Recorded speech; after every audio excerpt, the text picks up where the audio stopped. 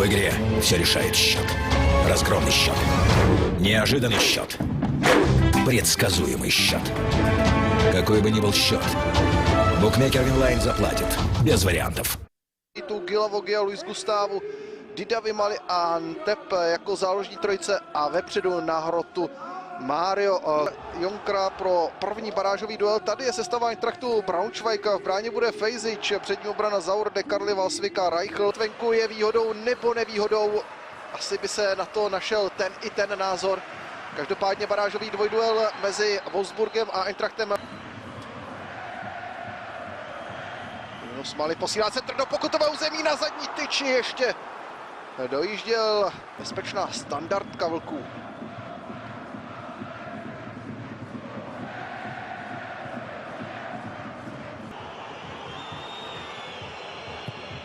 Mladič, Casteels má velké problémy, ale řekl bych, že hra byla v sporu s pravidly.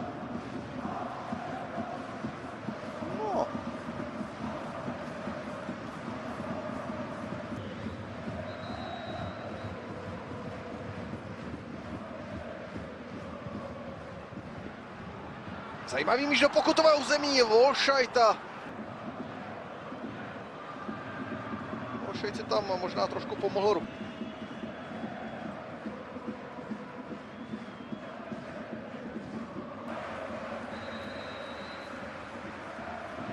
Daniel Didavi jen do náruče Jasmína.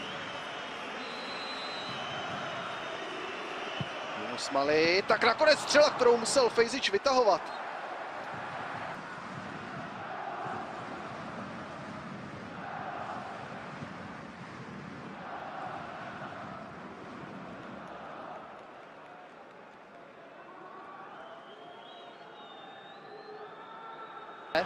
Stále Luis Gustavo.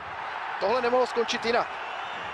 Tedy mohlo to skončit faulem, to by byla ta lepší varianta. Každopádně dalo se očekávat, že tam přijde druhý z hráčů s tvrdým zákrokem. Teď už se ale věnujeme Nimanovi. Skvělý míč na Bolanda!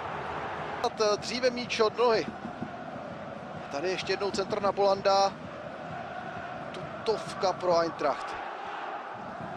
Výborný náběh z druhé vlny. Záchranu. Didavi. Zkusil to spoza vápna a Fejzič jen tlumil prvotní ránu. Troufl si rovnou lapit míč. Ten balón nepříjemně padal před golmanem. Treš hledá Gomeze. Mali pálí, ještě Didavi. A píská se penalta. Žlutá karta pro Valsvika, prodlevy. Tady to vypadalo na ruku od Gomeze. A nakonec se píská ruka Valsvika.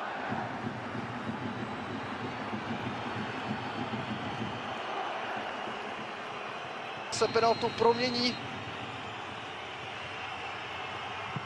Mario Gomez dává, Wolfsburg vede 1-0. Na tohle chlapíka je spolehnutí. Ale za mě zkrátka tahle penalta být neměla, protože jako první se měla pískat ruka Maria Gomeze.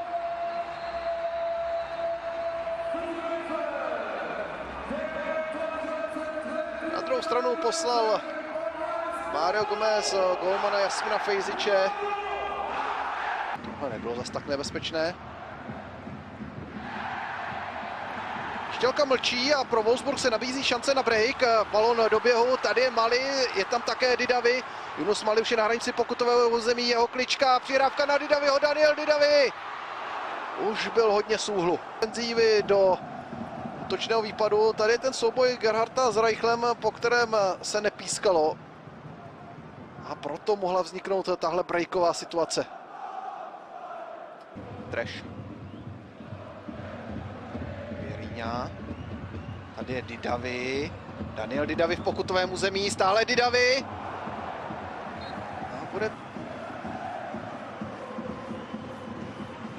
Pračky prstů Fejziče. Porušil pravidla domácí, rychle rozehráli Mali. Yunus Mali. Potal se míč do pokutového území, ale tam už se neprosadil Guilavogui. Věrýňa, tady je Gomez! Vynikající Fejzič. Tady ještě jednou ta šance Mária Gomeze. Trošku se zdálo, že De Carli tam vytahoval tu hlavičku rukou. No, bylo to zátilkem. Skvělý zákrok. Trash.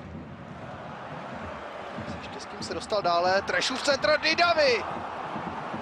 Tohle není úspěšný zákrok pro Jasmina Fejziče. Trestu hodně.